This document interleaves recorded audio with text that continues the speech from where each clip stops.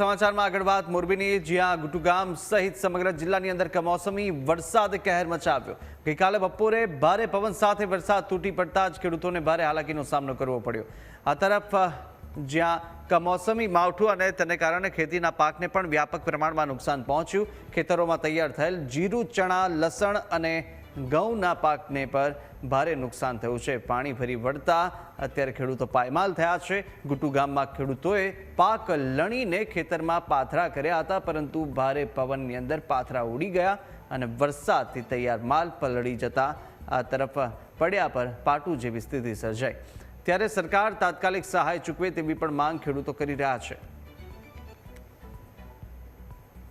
અમારે આ બાજુ છે ને ચણા, ઘઉં, પછી લણ બધા વાવેતર છે ને અત્યારે બધા એમને ચીમમાં જ મોલ પડ્યા હતા અને બધાના કોઈના પાથરા ઉડી ગયા, કોઈના જીરુના પાથરા ઉડી ગયા। જો અમે તો એવું માની સરકાર આમાં થોડીક સહાય કરે તો ખેડૂત આગલી સાલ પાછું બિયારણ લઈને વાવી શકે, નકર અત્યારે મુસીબતમાં બધા ખેડૂત। કાલ વરસાદ ને વાવાઝોડું બહુ આવ્યું, ઘઉં, ચણા, લણ આમાં નુકસાન ઘણું થયું। પવન જાજો હતો, વરસાદ આવ્યો અને ખેતીમાં પાકમાં બધાને નુકસાન એટલું થયું છે કે વાત મૂકી દો તો નુકસાનનું પાર નથી રહ્યો।